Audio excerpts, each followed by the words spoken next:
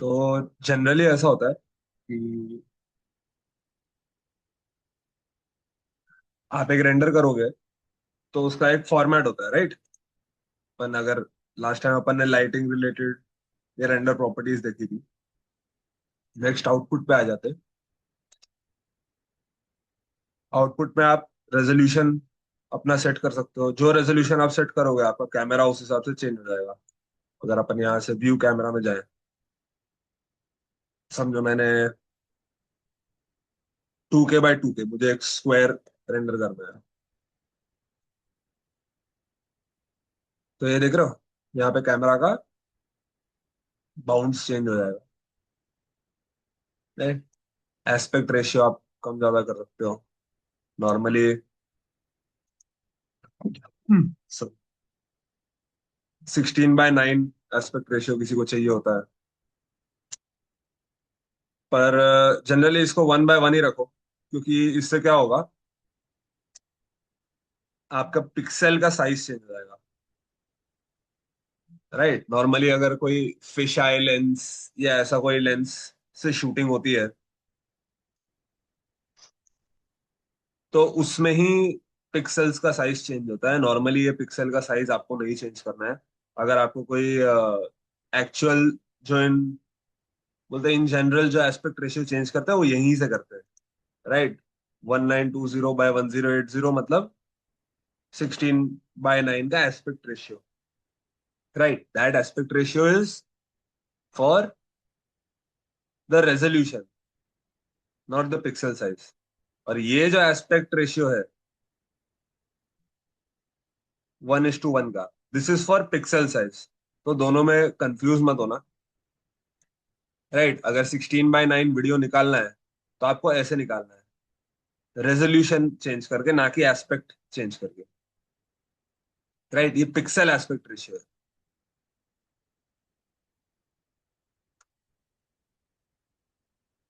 फिर आ जाता है फ्रेम रेट।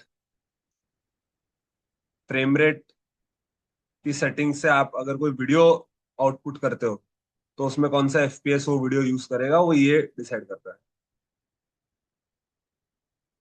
राइट?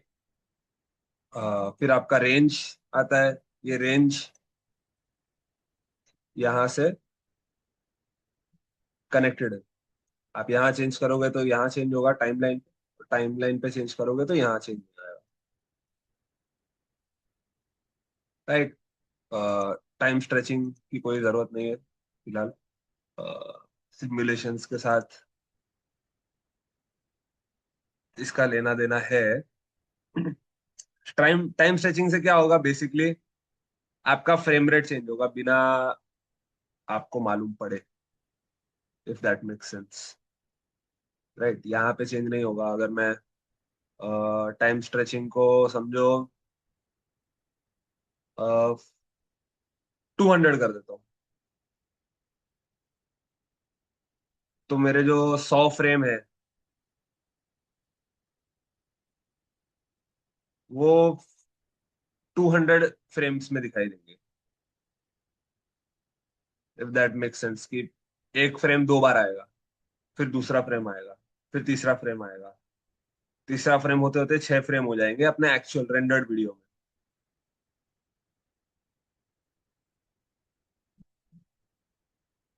तो ये बहुत कम यूज केसेस है इसके। इस पे भी बहुत ज्यादा कंफ्यूज होने की जरूरत नहीं है। एक दो बार कोई छोटे मोटे वीडियो से ट्राई करके देख लो इसका इफेक्ट क्या आता है। थोड़ा सा अटक अटक के चलेगा अगर ज्यादा स्ट्रेच कर दोगे टाइम तो। Stereoscopy is not needed for now. ये मोस्टली उस चीज के लिए है कि मल्टीपल व्यूज के अलग अलग रेंडर निकालना, राइट? इससे स्टीरियो 3D का मतलब ये होता है कि जैसे कोई 3D मूवी देखते हो आप लोग, तो 3D मूवी में कैसा होता है, एक थोड़ा लेफ्ट से पर्सपेक्टिव। कोई भी चीज अपन को 3D क्यों दिखती है? क्योंकि अपनी दो आंख है, राइट? दो आंख की वजह से अपन डिस्टेंस जज कर पाते हैं, जो डिस्टेंस एक कैमरा से जज नहीं हो सकता। समझ रहे हो? ये थोड़ा इंटरेस्टिंग है इसलिए बता देता हूँ, हालांकि काम तो ये भी ज्यादा नहीं आएगा तुम लोगों को, बट समझने के लिए अच्छा है। ये मेरा एक कैमरा है, राइट? एक कैमरा में मुझे, समझो मुझे ये पॉइंट देखना है, राइट? इस कैमरा को भूल जाओ। समझो ये मेरा कैमरा होता, ये मेरी एक आंख है। एक आंख बंद करके अगर आप इसको देखते हो, तो आपके दिमाग में एक इमेज बनती है ना इसकी। ये इमेज कुछ ऐसी बनेगी,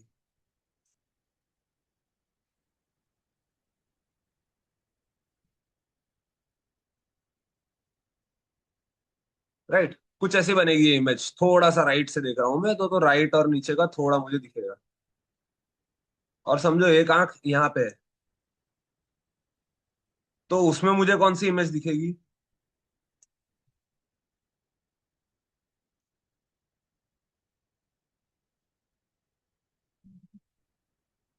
राइट, ऐसी कुछ इमेज दिखेगी। फिर तुम्हारा दिमाग क्या करता है, इन दोनों इमेजेस के बेसिस पे कैलकुलेशन करता है कि ये, समझो अगर ये आंख यहाँ होती तो मुझे ये पार्ट ज्यादा दिखता ना, इस क्यूब का। समझ रहे हो? अगर ये आंखें मेरी, अगर मैंने समझो इस साइड से देखा होता, तो मेरी इमेजेस क्या होती? जो मेरी राइट आंख है, उसमें मेरी इमेज ऐसे कुछ होती, और लेफ्ट आंख है, उसमें ऐसी होती।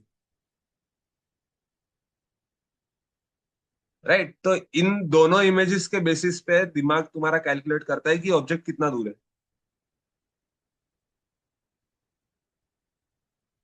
ठीक है, तो वो कैलकुलेशन जो दिमाग करता है कि कोई चीज कितनी दूर है, कभी भी ट्राई करना। अगर तुम एक आंख बंद कर दो ना, तो तुमको कभी समझ में नहीं आएगा कोई ऑब्जेक्ट तुमसे कितना दूर है। ठीक है, बाय मेमोरी तुम लोग बता सकते हो कि ठीक है मेरा हाथ इधर है। अगर तुम हाथ की जगह कोई ऑब्जेक्ट से ट्राई करो, कभी स्पोर्ट्स वगैरह खेल के ट्राई करो एक आंख से, तो तुमको मालूम ही नहीं पड़ेगा बॉल कितना दूर है मेरे से, उसको कब पकड़ना है। राइट, पर ये पॉसिबल होता है दो आंख की वजह से। तो जब 3D शूटिंग होती है, जो 3D मूवी शूट होती है, तो वो दो कैमरा से होती है, एक लेफ्ट कैमरा, एक राइट कैमरा।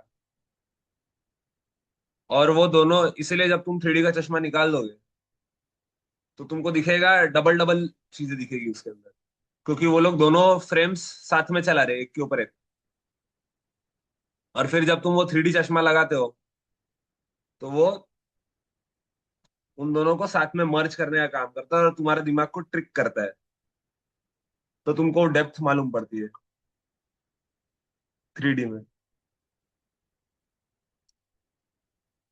तो खैर, स्टीरियोस्कोपी उसके लिए है, और इसके दूसरे भी यूज करते हैं। दूसरे यूज ऐसे रहते हैं कि मेरे को मल्टीपल व्यूज से सेम चीज का रेंडर निकालना है, उसके लिए भी यूज करते हैं।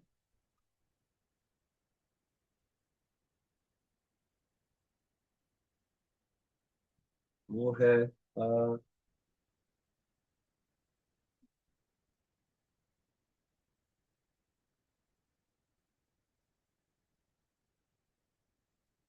Right, output.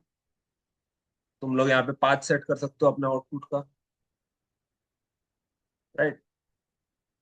एक अपन ट्राई कर लेते हैं।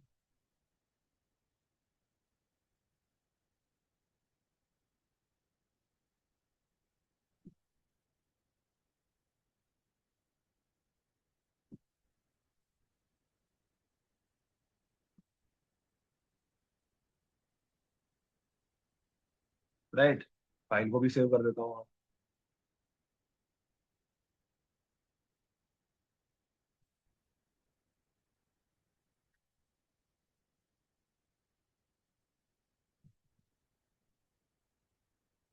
राइट, अपनी फाइल सेव हो गई।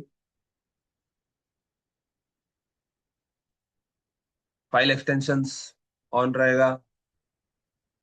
कैश रिजल्ट करने की जरूरत नहीं है। अब मल्टीपल फाइल फॉर्मेट्स होते हैं जिसके अंदर अपन अपना आउटपुट सेव कर सकते हैं। बाय डिफॉल्ट ये पीएनजी पे सेट होता है क्योंकि टेक्निकली ये सबसे कॉमनली यूज्ड सीक्वेंस होता है। पर तुम्हारे ऊपर है, एक सीक्वेंस मतलब क्या। अब जैसे अपन ट्राई करते हैं एक 50 फ्रेम्स के रेंडर से। राइट, मैं आ जाता हूँ मेरे व्यू कैमरा में। एक नॉर्मल एनवायरनमेंट टेक्सचर लगाते हैं अपन इसमें।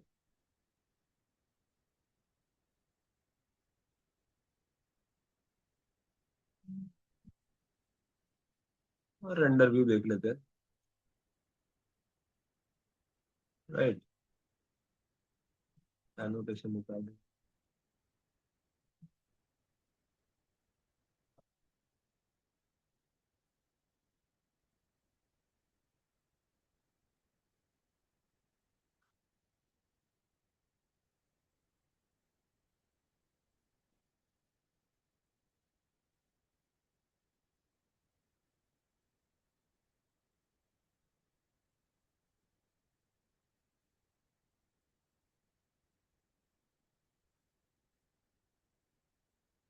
ओके,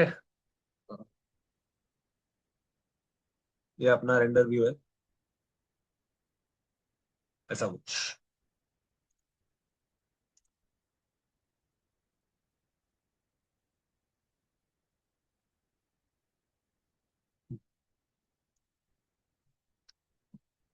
अब अपन क्या करेंगे, ये आउटपुट सेटिंग्स है। राइट, कलर डेप्थ कंप्रेशन वगैरह तुम लोग सेट कर सकते हो। मैं यही रेकमेंड करूंगा, इसको 8 बिट पे मत करो, 16 बिट पे करो। क्योंकि 8 बिट में वैल्यूज सप्रेस हो जाती है कलर की, और बाद में कंपोजिटिंग में बहुत फर्क पड़ता है। कलर मैनेजमेंट भले ऐसा ही रहने दो, ठीक है, आउटपुट का फॉलो सीन पे ही रखो। उससे क्या होगा, तुमको जो यहाँ दिख रहा है लगभग वैसा ही रेंडर आएगा। राइट, 99%। कलर्स ऑलमोस्ट सेम दिखेंगे जैसे यहाँ पे।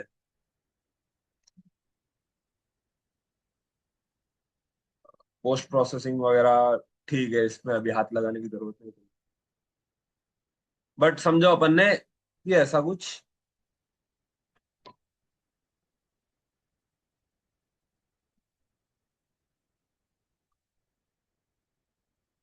ऐसा कुछ तुमने बनाया अभी के लिए। 1280 बाय 720 रखते हैं। सैम्पलिंग पे आ जाओ। नॉर्मली इतने सैंपल्स की जरूरत नहीं पड़ती है, स्पेशली इतने छोटे सीन को। 256 should be good enough. Even this. Noise threshold क्या करता है, तुम लोग अगर नोटिस करोगे तो ये सीन में ना तुम लोगों को पहले नॉइस दिखेगी। ये देख रहे हो, जैसे ही वो रेंडर करना चालू करता है कुछ कुछ नॉइस दिखती है।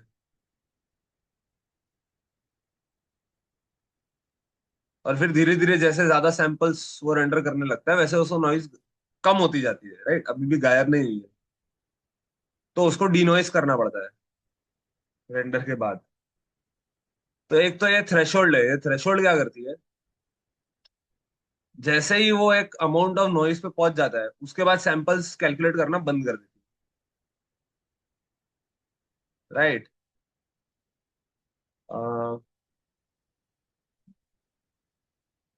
ये रेंडर चालू करते हैं तो मालूम पड़ेगा। ऑलरेडी पे आ जाते हैं। रेंडर चालू करने के लिए तुमको कुछ नहीं करना है, ये सब तुम्हारा सेट है। अगर तुम्हारे सब सेटिंग्स सही है तो तुम ये कर सकते हो, यहाँ पे आ सकते हो रेंडर में, रेंडर एनिमेशन, या कंट्रोल F12 दबा सकते हो। राइट,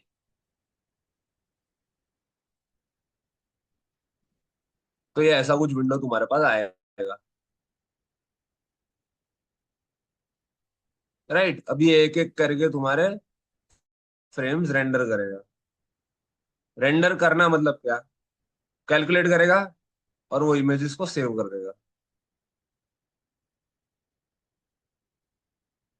समझ रहे हो? अभी ये क्योंकि एक ही फोटो है, इसमें कुछ एनिमेशन नहीं है, तो बहुत सारे फ्रेम्स रेंडर करके मतलब नहीं। पर बेसिकली ये रेंडर हो जाए, ठीक है, तो तुमको आउटपुट क्या मिलेगा वो देखो। जैसे जैसे रेंडर होंगे ना, वैसे वैसे ये फ्रेम नंबर्स सेव होते जाएंगे तुम्हारे आउटपुट फोल्डर में।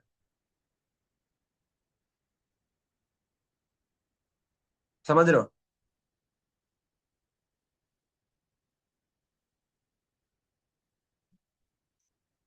ये आउटपुट फोल्डर में सेव होते गए। अपन ने सिलेक्ट किया है पीएनजी, आरजीबी है, चारों चैनल सिलेक्ट किए, और कलर डेप्थ 16 सिलेक्ट किया है। अगर मैं चाहता हूँ ये बैकग्राउंड इसमें नहीं आए,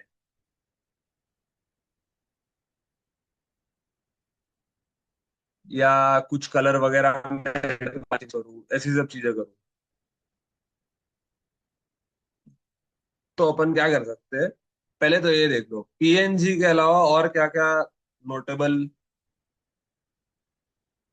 फाइल फॉर्मेट्स है। पीएनजी में फिर भी थोड़ा बहुत कंप्रेशन होता है, ठीक है। जेपेग में बहुत ज्यादा होता है, पर फाइल साइज उसका बहुत कम होता है, पर एकदम कंप्रेस्ड, आपके कलर्स एक्यूरेट नहीं आएंगे, वगैरह वगैरह। Targa is a pretty good file format, इसमें जीरो, ऑलमोस्ट जीरो कंप्रेशन होता है, राइट। पीएनजी से भी बेटर है। इट्स अ गुड फॉर्मेट अगर आपको एक सीक्वेंस रेंडर करना है। बेस्ट होता है open E X R, right. Open E X R best इसलिए होता है क्योंकि ये एक रॉ इमेज सेव करता है, उसकी फाइल साइज बहुत ज्यादा होती है, पर ये रॉ इमेज सेव करता है। रॉ इमेज मतलब जो कलर जैसा है वैसा, उस पे कुछ ट्रांसफॉर्म नहीं, कोई व्यू ट्रांसफॉर्म नहीं, कोई चेंजेस नहीं, क्योंकि स्क्रीन्स के हिसाब से लोग कलर स्पेस वगैरह चेंज होता है ना, इसका कलर स्पेस होता है रॉ, कि उसमें कुछ चेंजेस नहीं हुए ना डिस्प्ले के हिसाब से ना सॉफ्टवेयर के हिसाब से, राइट। टिफ भी ठीक ठाक फाइल फॉर्मेट है। थोड़ा एक टिफ मतलब ऐसा समझ लो, it's a medium format between PNG and Targa, right. बीच का थोड़ा है। वेब पे तो मतलब दिखने में बहुत बेकार है, पर उसकी फाइल साइज बहुत बहुत लाइट होती है। मोस्टली वेब पेजेस में अगर यूज करना है तुम लोगों को कोई फोटो, तो ये एकदम ऑप्टिमाइज्ड फाइल फॉर्मेट होता है, जिसके अंदर ऑप्टिमाइज फॉर स्पेस, कि ये जगह बहुत कम लेता है, राइट। फिर आ जाते हैं एफ एफ एम्पेग वीडियो में। ये बेसिकली एफ एफ एम्पेग वीडियो मतलब वीडियो फॉर्मेट। वीडियो फॉर्मेट में तुम लोग क्या कर पाओगे, उसके बाद एनकोडिंग सेट कर पाओगे। कैसे टाइप का वीडियो चाहिए, MP4 वीडियो चाहिए, वेब एम वीडियो चाहिए, AVI, क्विक टाइम, ठीक है। मोस्टली मेट्रोस का मतलब MOV करके वीडियो सेव होगा, इसका फाइल साइज बहुत ज्यादा होता है, क्वालिटी भी बहुत अच्छी होती है, राइट। MP4 बहुत पॉपुलर है, ये तुम लोग सब लोगों ने सुना होगा। तो वीडियो कोडेक वगैरह अगर तुमको समझ में आ रहा है तो बहुत अच्छी बात है, पर नहीं समझ में आ रहा है तो फिर इसको छेड़ो मत, राइट। अगर क्लाइंट का कोई स्पेसिफिक फॉर्मेट रिक्वायरमेंट है, तो तुमको वो फॉर्मेट यहाँ से मिल जाएगा। समझ रहे हो? अगर उसने MP4 बोला है तो MP4 पे रख दो, और MOV बोला है तो मेट्रोस का पे रख दो, राइट। एक और ऐसा समझ लो नोटेबल फॉर्मेट है क्विक टाइम, जो एप्पल का जो प्लेयर नहीं है क्या, एप्पल का फॉर्मेट है बेसिकली क्विक टाइम। पर क्विक टाइम में एक फायदा क्या है, एक डिफरेंस क्या है बाकी सबसे। अगर तुम क्विक टाइम और क्विक टाइम एनिमेशन रखते हो इसका वीडियो कोडेक, तो तुम लोग RGBA में वीडियो रेंडर कर सकते हो, अल्फा चैनल के साथ। अल्फा चैनल के साथ मतलब ट्रांसपेरेंसी होगी उसमें, वो वीडियो को समझो, अगर मैं इसका पीछे का फिल्म ट्रांसपेरेंट कर देता हूँ, राइट। अल्फा चैनल के साथ रेंडर मतलब आई थिंक सब लोग को समझ में आता ही होगा, फोटोशॉप वगैरह किया ही है सब लोगों ने। बट अल्फा चैनल के साथ रेंडर मतलब बैकग्राउंड इसका ट्रांसपेरेंट होगा, मतलब उसके पीछे मैं फिर कुछ भी लगा सकता हूँ, कोई भी बैकग्राउंड। अभी करेंगे तब तुम लोग को समझ में आ जाएगा। थोड़ा बहुत तो तुम लोग को आता ही होगा ना, अल्फा, प्री मल्टीप्लाइड अल्फा वगैरह, कि ट्रांसपेरेंट बैकग्राउंड कैसे होता है, क्या बनता है। पर ये कुछ फर्क है, एमओवी है तो ये कर देना है, एमपेग 4 है तो ये कर देना है। वीडियो कोडेक तुम लोग कोई भी अपने हिसाब से यूज कर सकते हो। राइट, नॉर्मली H264 या 265 यूज होता है क्वालिटी वाइज। कलर डेप्थ वापस सेट कर सकते हो तुम लोग। बाकी सब छेड़ने की जरूरत नहीं, अनलेस तुम लोग बहुत वीडियो एडिटिंग के अंदर घुसना चाहते हो।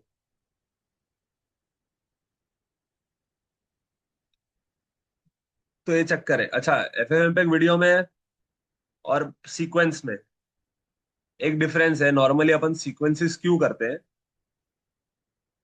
नॉर्मली वर्क फ्लो ऐसा जाता है, पाइपलाइन ऐसा जाता है कि अपन यहाँ से सीक्वेंस एंटर करेंगे, राइट, कोई भी फोटो सीक्वेंस, इमेज सीक्वेंस,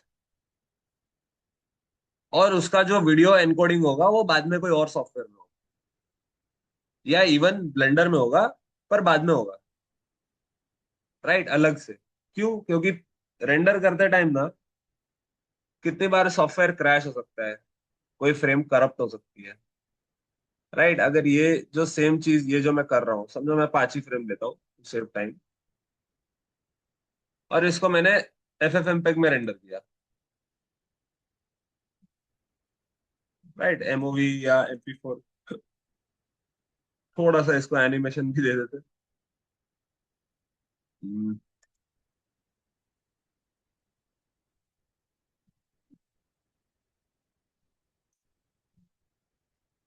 हल्का सा, ज्यादा नहीं, ये ऐसे मूव हो रहा है,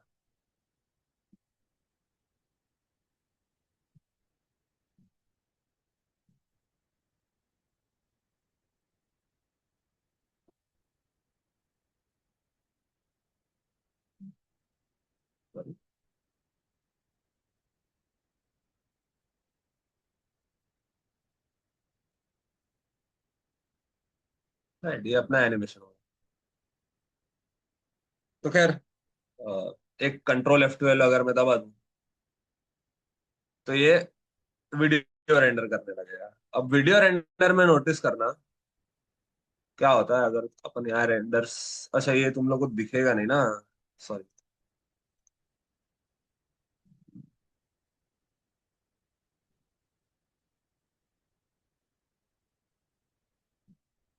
होपफुली अब दिख रहा होगा।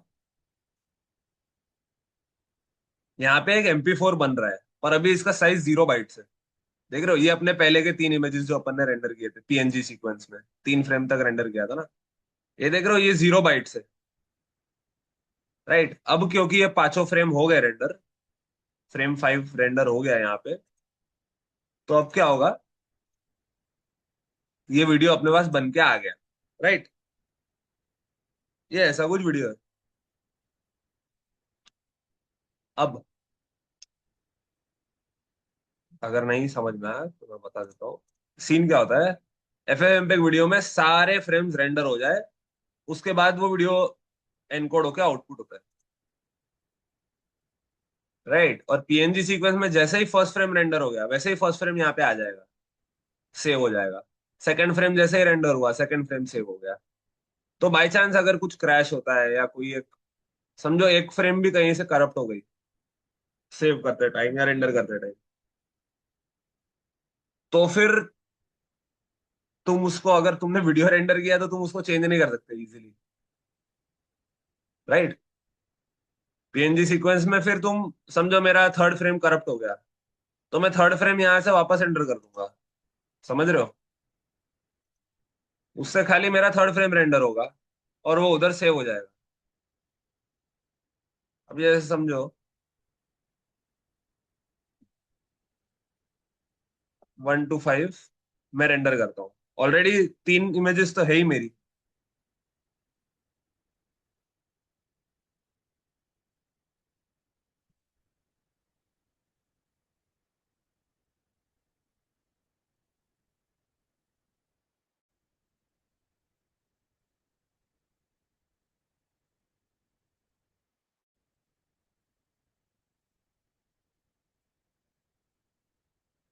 अब देखना, जैसे ही फोर्थ फ्रेम रेंडर होने आएगा, रेंडर हो जाएगा, वैसे यहाँ पे 0004 आ जाएगा।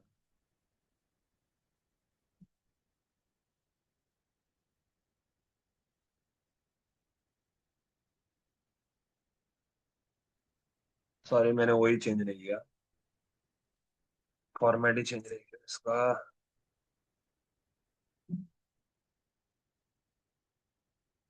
समझो पीएनजी करता हूँ।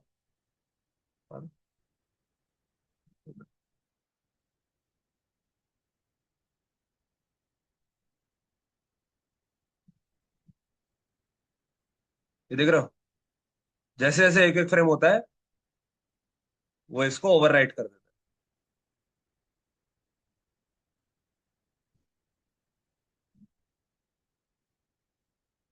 आफ्टर एवरी फ्रेम बेसिकली आप सेव कर रहे हो अपना रेंडर, जबकि वीडियो में ऐसा नहीं होता है। वीडियो में पांचों हो जाए उसके बाद वीडियो ओवरराइट होता है। तो उसकी टेक्निकली कोई जरूरत नहीं है ना। ये तो मैं बाद में भी कर सकता हूँ, इन सारे सीक्वेंसेस को लेके, ये इमेज सीक्वेंस को लेके मैं वीडियो बाद में भी बना सकता हूँ। ठीक है। अब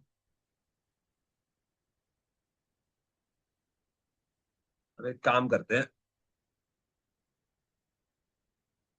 यहाँ पे आएगा एक तुम्हारा compositing tab. Right. Compositing tab में तुम जैसे यूज नोड्स ऑन करोगे तो तुमको ऐसे नोड्स निकल के मिलेगी। राइट। अब यहाँ पे भी नोड रैंगलर चलता है। ठीक है, नोड रैंगलर से मेरा क्या मतलब है कि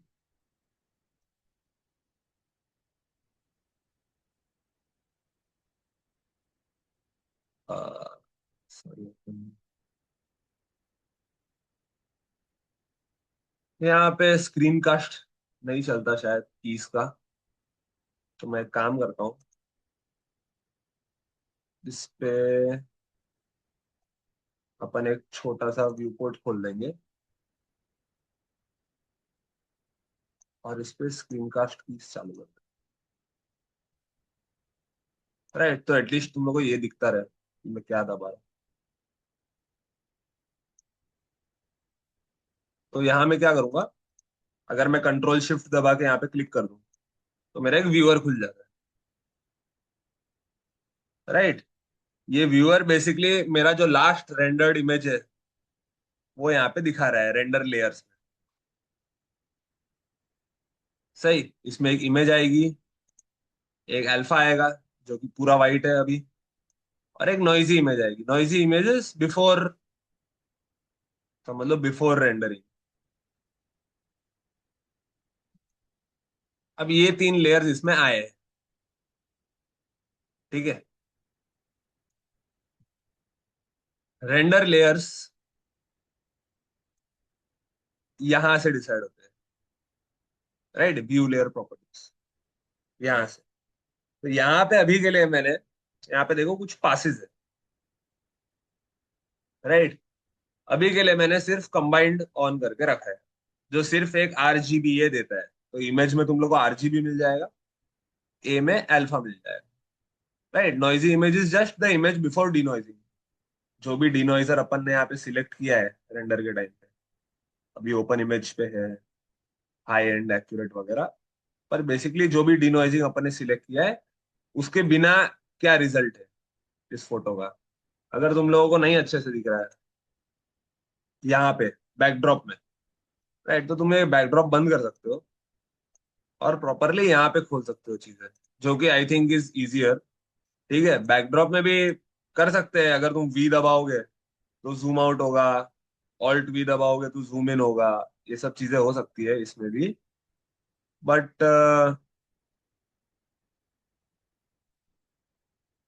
और फिर ऑल्ट दबा के तुम अगर पैन करोगे तो पैन हो सकता है, ये सब चीजें हो सकती है। बट आई थिंक बहुत कम्बरसम है, उसकी जगह अपने पास दूसरे भी तरीके हैं इमेज व्यू करने के, प्रॉपर तरीके। तो यहाँ पे अगर तुम इमेज एडिटर में आओ, यहाँ पे आओ, तो व्यूअर नोड तुम लोग चालू करो। राइट, ये तुम्हारा एक व्यूअर नोड मतलब बेसिकली ये इसका रिजल्ट वो दिखा रहा है। राइट, साथ में ही तुम क्या कर सकते हो, एक दूसरा इमेज एडिटर है जिसमें रेंडर रिजल्ट देखो। राइट, दोनों को उल्टा कर दो चाहिए तो, यहाँ पे रेंडर रिजल्ट, यहाँ पे viewer node. Right, viewer node में बेसिकली मैं जहां भी कंट्रोल शिफ्ट करके क्लिक करूंगा या जिधर भी ये कनेक्शन रहेगा वो तुमको व्यूअर नोड पे दिखेगा। राइट, तुमको अगर डिफरेंस देखना है नॉइजी इमेज और इसमें डीनॉइज्ड इमेज में, तो ये देख लो, ये नॉइजी इमेज ऐसी दिखती है, जबकि डीनॉइज्ड वाले में तुमको ये नहीं दिखेगा। राइट, समझ रहे हो डीनॉइजर क्या करता है? खैर, थोड़ा आगे जाते हैं। अभी ये मेरी इमेज है। राइट, मैं क्या करूंगा, और ये मेरा कॉम्पोजिट है। राइट, ये कॉम्पोजिट में जो कनेक्टेड होगा ना वो अपने इस आउटपुट में आएगा। ये जो पीएनजी वाला आउटपुट अपन ने यहाँ डाला है ना, सिर्फ ये याद रखो, तो कॉम्पोजिट बेसिकली वो है। अब मैं क्या करूंगा, यहाँ पे भी मेरे को बहुत सारे अलग अलग तरह के नोड्स मिलते हैं। राइट, अब जैसे समझो मुझे ब्राइटनेस कॉन्ट्रास्ट लगता है,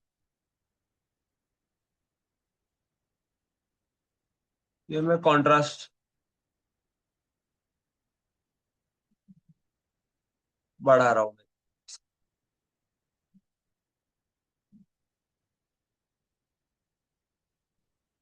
समझ रहे हो?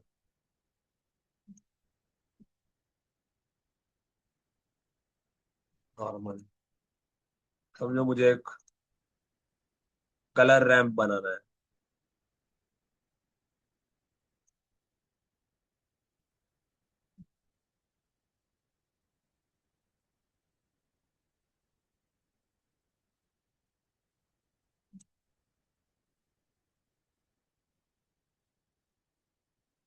राइट, कलर रैंप यूज करके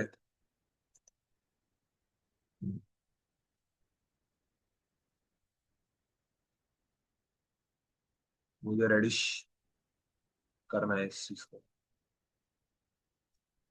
मैं चाहता हूँ मेरे जो एकदम ब्राइट स्पॉट्स है वो थोड़े थोड़े लाल, थोड़े थोड़े लाल दिखे।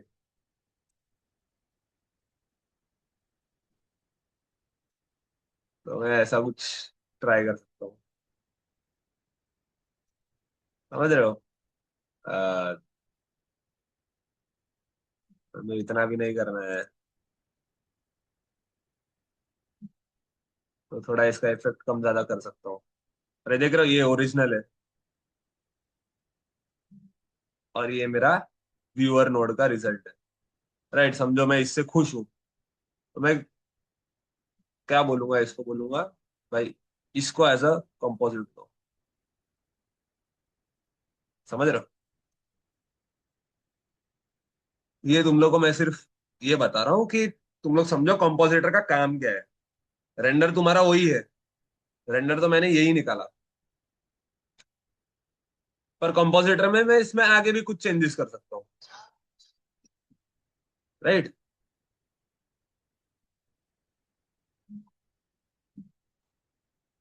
अब जैसे मैंने ये लिया, राइट, अभी फिलहाल मैं रेंडर लेयर्स पे कंपोजिट कर रहा हूँ। मैं और क्या क्या कर सकता हूँ इसके अंदर,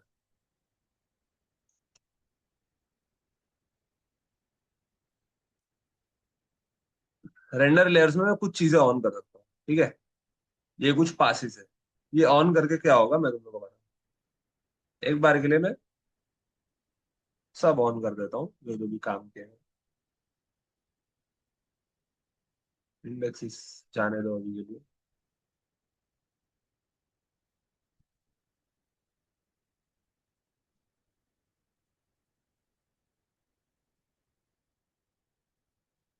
राइट, ये सब मैंने ऑन कर दिया।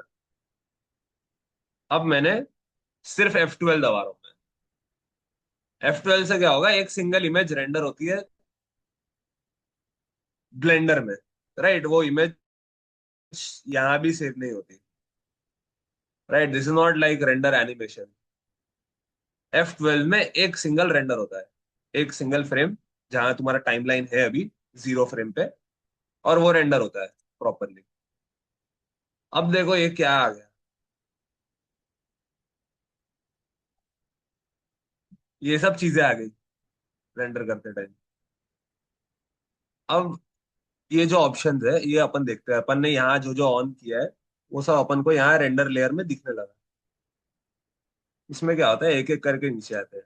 ये मेरा इमेज है, ठीक है, व्यूअर नोड में यहाँ पे दिखेगा तुमको। ये मेरा अल्फा है, सही। ये मेरा मिस्ट है। मिस्ट मतलब बेसिकली जो चीज जितनी दूर है उतनी ज्यादा वाइट होगी, समझ रहे हो? जो चीज एकदम बाजू में वो ब्लैक होगी।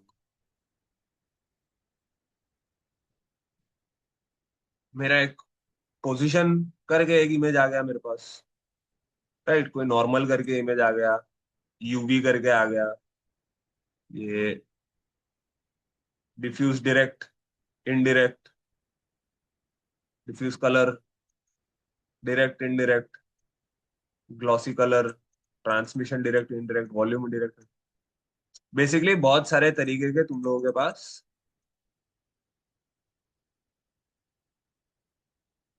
अलग अलग इंफॉर्मेशन आ गई, अलग अलग पासेस में। अच्छा, इनका काम क्या होता है? तुम्हारे पास एक इमेज है, बराबर। अब मैं धीरे धीरे क्या कर सकता हूँ,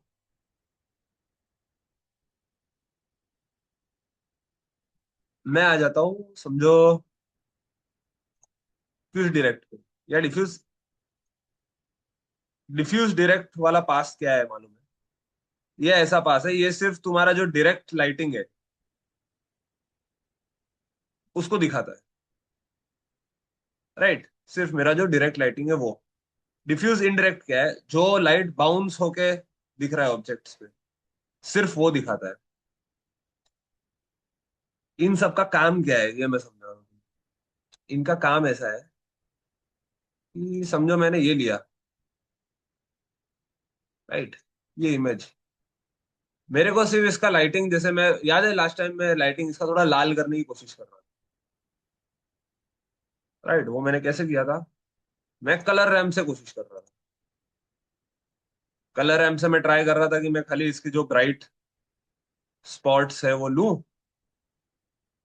राइट। और फिर उसके अंदर एक उसको एज अ फैक्टर यूज करूं मेरे मिक्स कलर में। तो उसको एज अ फैक्टर यूज करके क्या होगा, वो सिर्फ उन्हीं पार्ट्स को अफेक्ट करेगा, राइट। उसको थोड़ा लालिश कर देगा, रेडिश, और मुझे ऐसा कुछ आउटपुट मिलेगा। अब क्योंकि मैं ये चीज से ट्राई कर रहा था कलर रैम्प से, उसकी जगह मैं क्या कर सकता हूँ, ये मेरे पास जो डिफ्यूज कलर वाला नोड है, डिफ्यूज डायरेक्ट लाइटिंग वाला नोड, मैं इसको एज अ फैक्टर यूज करूंगा ना, राइट। इसको एज अ फैक्टर यूज करके क्या होगा, इसमें एक मैथ नोड लगा दूंगा ताकि मैं कंट्रोल कर सकूं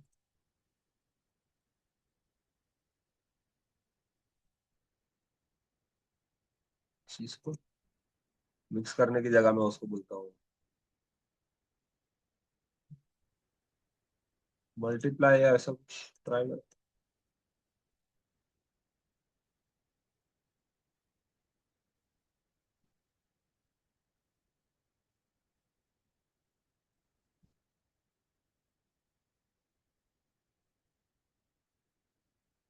राइट। अब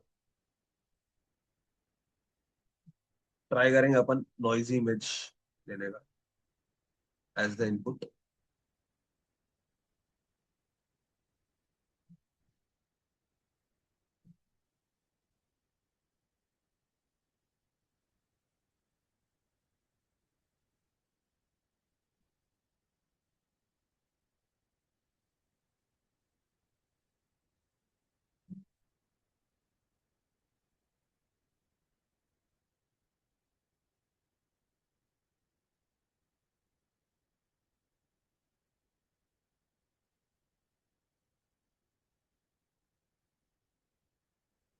या अपन क्या कर सकते हैं, अभी देखो ये जो रेंडर रिजल्ट है ना, ये बेसिकली कैसे बनता है, ये सब तरह की लाइटिंग ऐड करके बनता है। राइट, पहले ब्लेंडर कैलकुलेट करता है, अच्छा इस पे डिफ्यूज डायरेक्टली कौन सी लाइट्स पड़ रही है। फिर वो देखता है, अच्छा ठीक है एनवायरनमेंट की कौन सी लाइट पड़ रही है। राइट, फिर बाउंस होके कौन सी लाइट इसमें पड़ी, जैसे इससे बाउंस होके यहाँ पड़ी। राइट, जो मैं इसकी बात कर रहा हूँ, बाउंस होके सिर्फ इतनी लाइट पड़ रही है।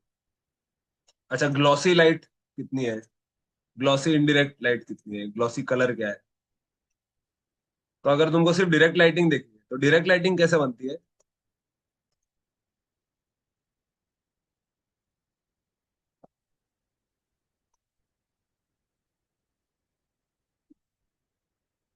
डिफ्यूज डायरेक्ट और इनडायरेक्ट ऐड होएगा। राइट, ये और ये ऐड होएगा तो ये बनेगा। और फिर क्या होगा, वो मल्टीप्लाई होगा कलर से।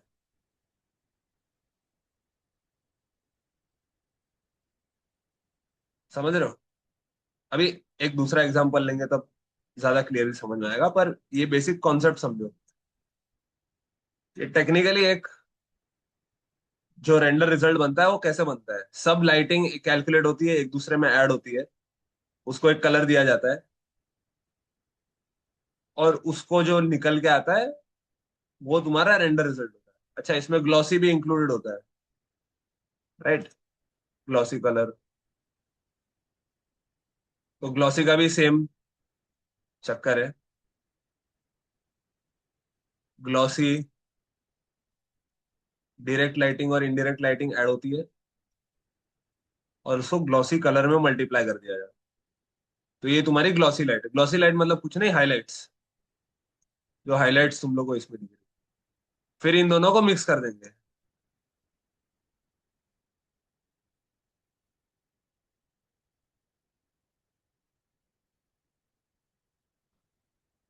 तो ये this is much closer to your actual render. देख रहे हो, इसमें और इसमें कोई बहुत ज्यादा फर्क नहीं। अब तुम क्या कर पाओगे, जैसे ये डिफ्यूज डायरेक्ट आ रहा है, राइट, डिफ्यूज डायरेक्ट और इनडायरेक्ट। मैं इसमें क्या करूंगा,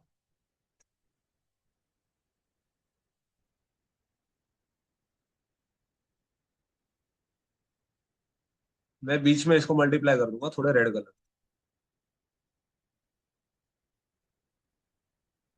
समझ रहे हो।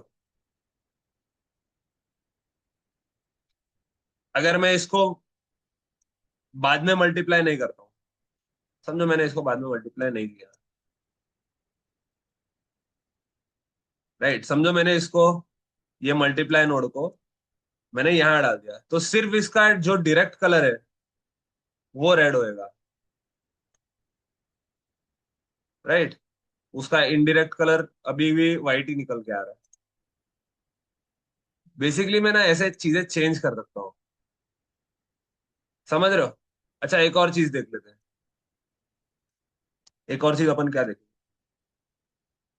समझो मैं चाहता हूँ सिर्फ जो सिलेंडर है उस पे ही रेड कलर पड़ना चाहिए।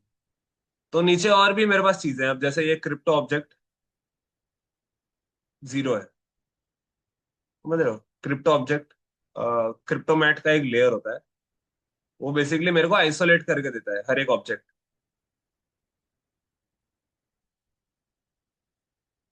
राइट, थोड़ा सा कॉम्प्लिकेशन इसमें लगेगा पर थोड़ा बेयर करो मेरे साथ। यहाँ पे अगर मैं क्रिप्टोमैट नोड लेता हूँ, राइट, और क्रिप्टोमैट नोड को अपन व्यू कर रहे हैं, राइट, अभी इसमें कुछ नहीं है। मैं इसको बोलूंगा, ये जो यहाँ पे प्लस है इस पे ऐड ऑब्जेक्ट करता हूँ और सिलेंडर सिलेक्ट करता हूँ।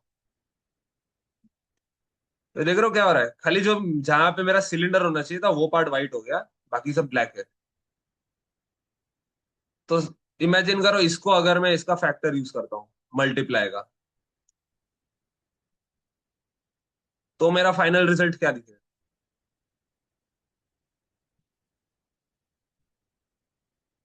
समझ रहे हो, मैं उसके फैक्टर में ये इमेज यूज कर रहा हूँ, तो सिर्फ जहां पे व्हाइट है वहीं पे ये इफेक्ट यूज होगा। राइट।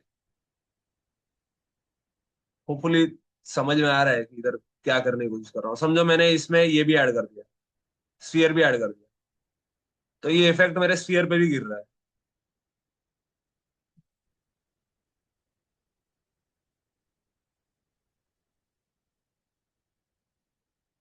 अगर मुझे पूरे इसमें डायरेक्ट लाइटिंग कम करनी है,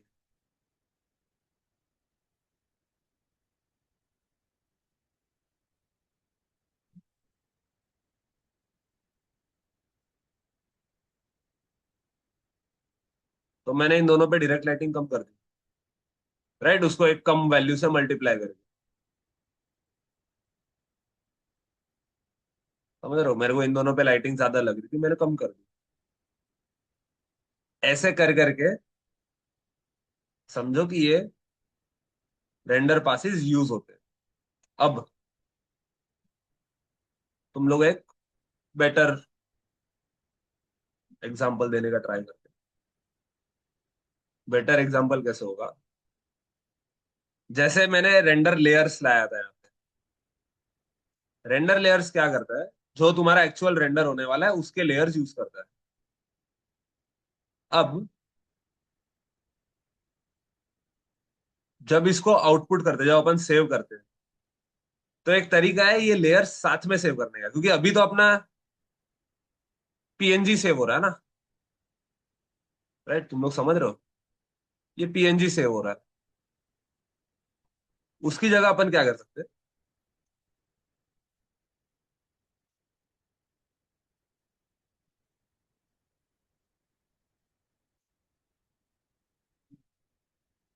आउटपुट सेटिंग में जाके तुम अगर ओपन ईएक्सआर मल्टी लेयर ट्राई करते हो, राइट, और फिर कंट्रोल F12 दबाते हो, सॉरी, रेंडर आउटपुट पूछा नहीं, कंपोजिट है ही नहीं।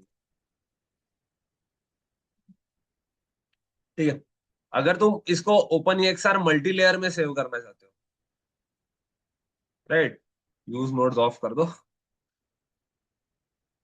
और कंट्रोल F12 दबाओ,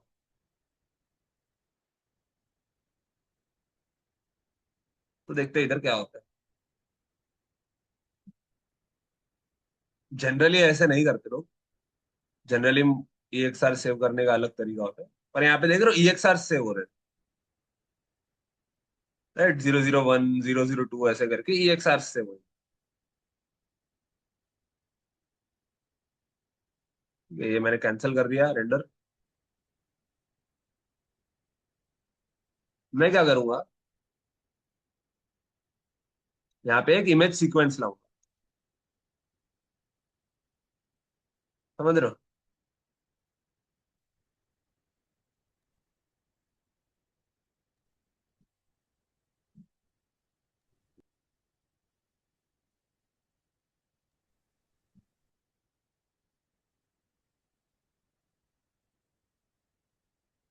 पहले एक दूसरा इमेज सीक्वेंस ट्राई करो। पहले अपन पीएनजी वाला इमेज सीक्वेंस लाने का ट्राई करो। ये देख रहे हो, एक इमेज सीक्वेंस आ गया।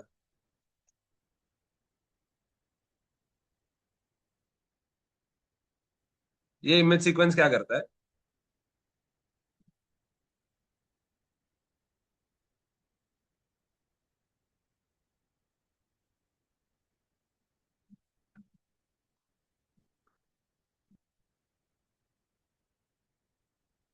ये बेसिकली एक सीक्वेंस तुम्हारे इसमें चल रहा है। एक नया ब्लेंडर ले लेंगे तो बेटर है।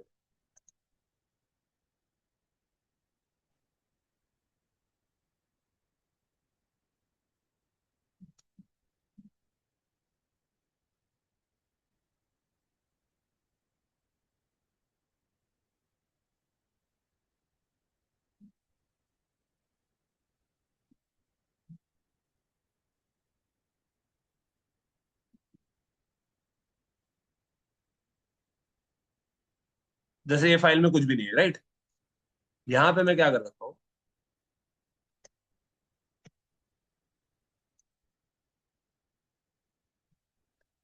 एक इमेज सीक्वेंस ले सकता हूँ। कहाँ से लूंगा? डी।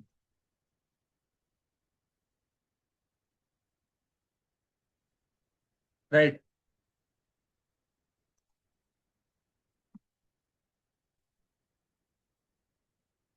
देख रहे हो, जैसे टाइमलाइन में स्क्रब कर रहा हूँ वैसे ये सीक्वेंस पीछे चल रही है। ये होपफुली ये विजिबल है।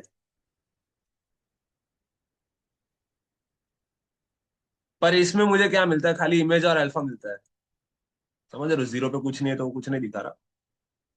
पर इमेज और अल्फा मिलता है। राइट, अगर वो मुझे वो सारे रेंडर लेयर्स के साथ चाहिए, राइट, वो सारे पासिस के साथ जो मैं यूज करने वाला हूँ उसको कंपोजिट करने के लिए, तो मैं क्या करूंगा? ये ई एक्स आर यूज करूंगा, जो multi layer E X R मैंने सेव किया। अच्छा, इसके साइज डिफरेंस देख लो एक बार। नॉर्मल पीएनजी 1 MB का था, वो सब पासिस वगैरह के साथ पूरा रॉ कलर डेटा के साथ वो 60 MB जितना हो जाता है एक इमेज। तो खैर, पर मैं ये करूंगा ना, इसमें दो ही है, 1 और 2 फ्रेम्स ही है, बट तुम लोग समझ रहे हो ये। वो भी आ गया, और इसमें क्या है, पासिस भी साथ में सेव हुए हैं। मैं कंपोजिट करने के लिए अब ये पासिस भी यूज कर सकता हूँ।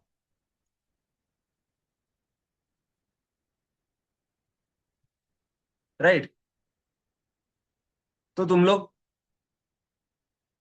सिर्फ वो इमेजिन करो कि ये किन किन चीजों में ये चीज यूज हो सकती है।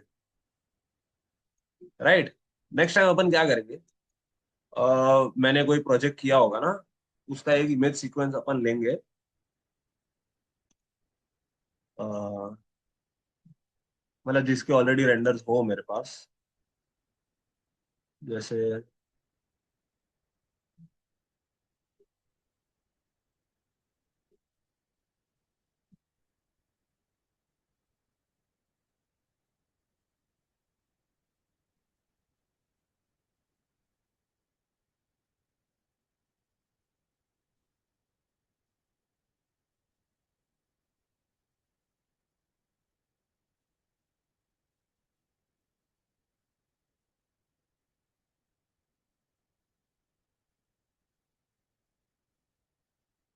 जैसे ये एक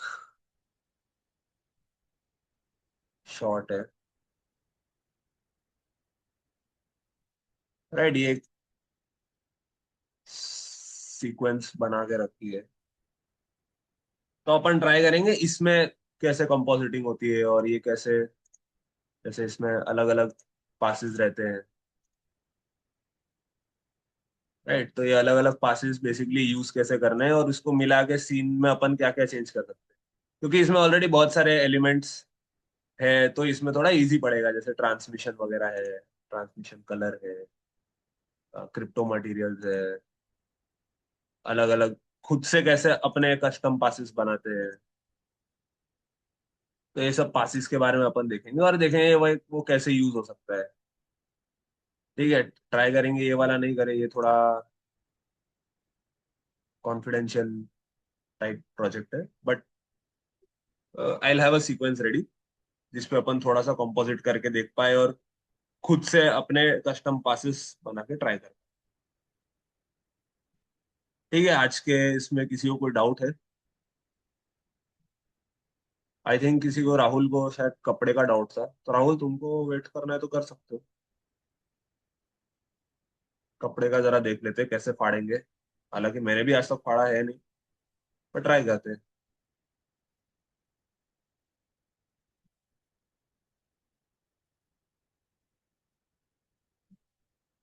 राइट, एक सेकंड खाली रुक जाओ। अरे चले गए क्या आधे लोग? चलो, सबकी अटेंडेंस प्रेजेंट कर देंगे, कोई बात नहीं है। बट अपन कपड़े का ये ट्राई करने वाले थे ना, फटने का।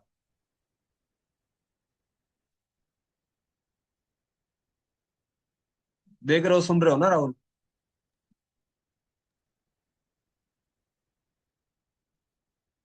हेलो।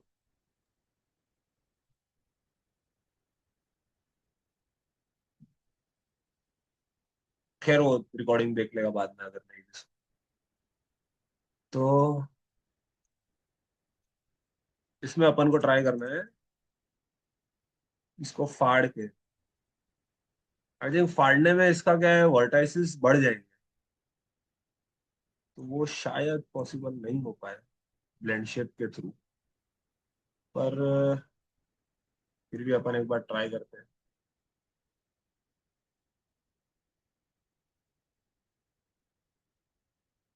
राइट, अभी के लिए थोड़ा ये नॉर्मल कपड़ा ही रखते हैं। सर स्क्रीन नहीं दिख रहा। अच्छा, सॉरी।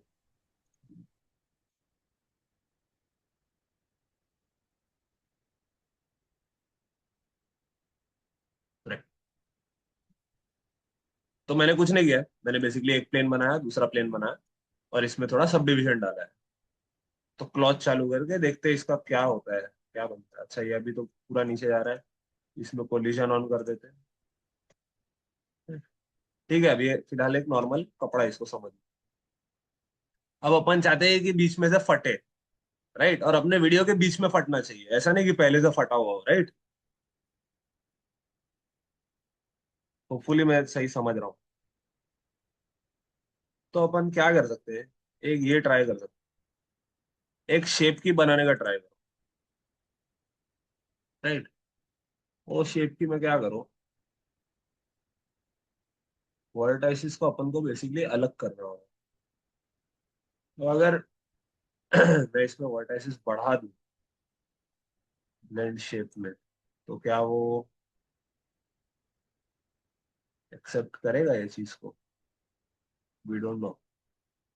तो अपन ट्राई करके देखते हैं, तो क्या करें।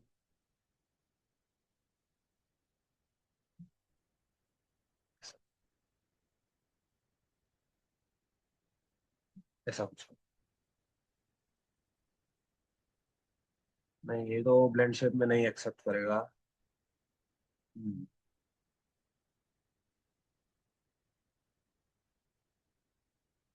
ये वो नहीं एक्सेप्ट करता है फिर। तो अपन क्या कर सकते हैं, अपन पिन ग्रुप्स यूज कर सकते हैं फिर।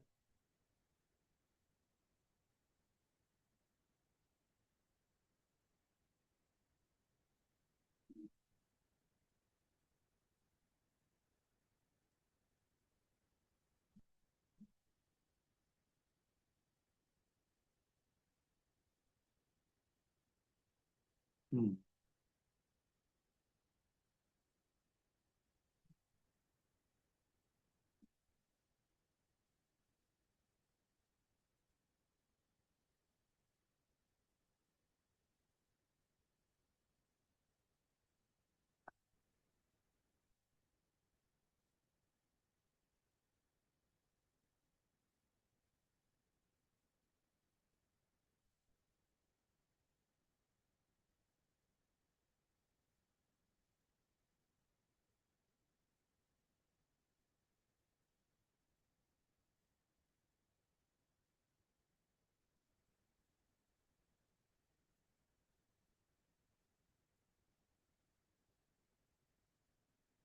ऐसा कुछ कर सकते हैं, बट इसमें क्या है, ये ऑलरेडी फटा हुआ ही होगा।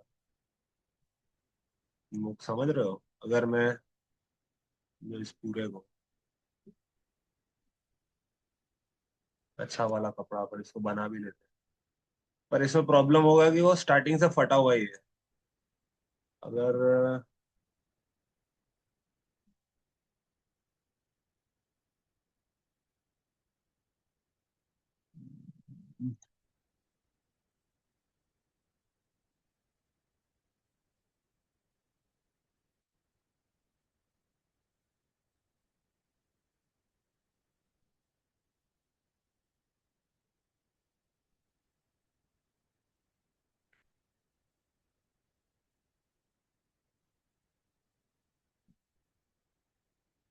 अच्छा राहुल, थोड़ा रुक जाओ, मैं शाम तक इसका कुछ निकालता हूँ तरीका। क्योंकि ये आई डोंट थिंक, मतलब ये तो मैंने भी कभी नहीं किया है कि कपड़े को इन,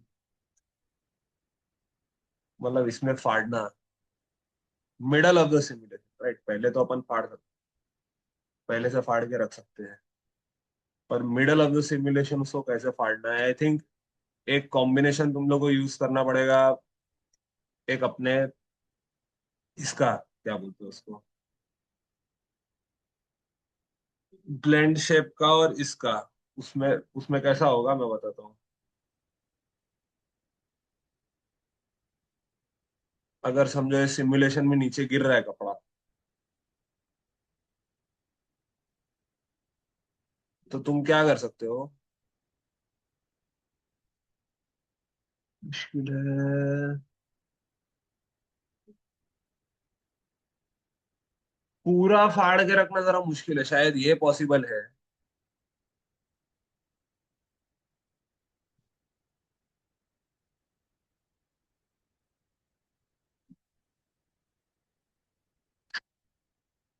बात क्या है मालूम है, मेन प्रॉब्लम इसमें क्या है कि शेप कीज में तुम लोग नंबर ऑफ वर्टाइसिस कम ज्यादा नहीं करता। समझ रहे हो, अगर कोई कपड़ा फटेगा तो उसमें नंबर ऑफ वर्टाइसिस तुम लोग को इंक्रीज करने पड़ेंगे ना करंट, क्योंकि पहले ये एक ही वर्टेक्स होगा। राइट, ये पहले ऐसा वर्टेक्स होगा और फिर ये फाड़ के ऐसा वर्टेक्स बनेगा। राइट, ये दो वर्टेक्स बन जाएंगे ना यहीं पे। वो अपना फिलहाल मेन प्रॉब्लम है, क्योंकि अगर पहले से मैं दो वर्टेक्स रखता हूँ तो क्लॉथ सिमुलेशन में वो पहले से अलग हो जाएगा वो पार्ट।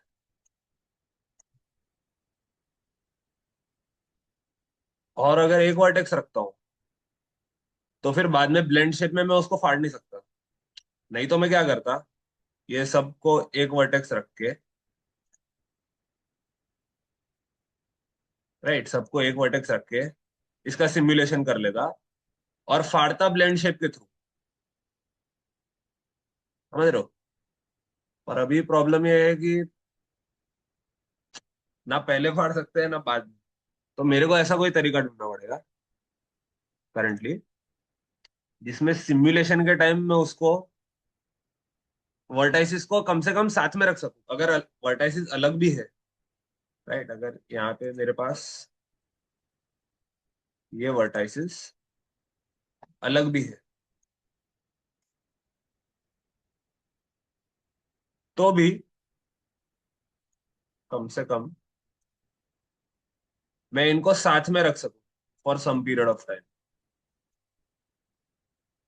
समझ रहे हो, ये सिमुलेशन चालू होते ही बिखर नहीं जाए। तो या तो उसका मेरे को कोई तरीका ढूंढना पड़ेगा, और पिन ग्रुप से नहीं होगा वो, क्योंकि नहीं तो फिर यहीं पे अटक जाएंगे सब।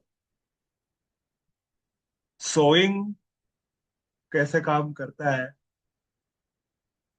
मुझे जरा देखना पड़ेगा। अगर सोइंग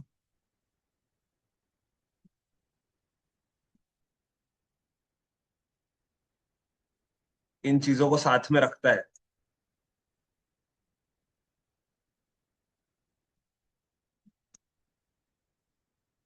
इन सम वे,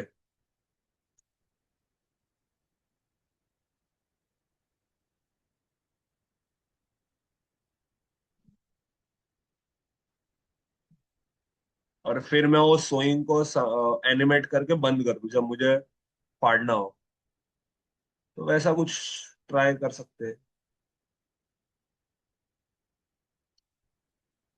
या ऐसा कुछ कर सकता हूँ कि खाली इन वर्टाइसिस पे एक फोर्स लगा दूं जो एक दूसरे को खींचती है, और फिर जब मुझे फाड़ना हो उस फोर्स को बंद कर दूं।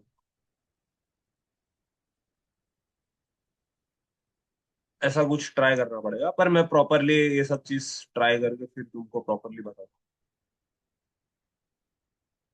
कि कैसे होगा।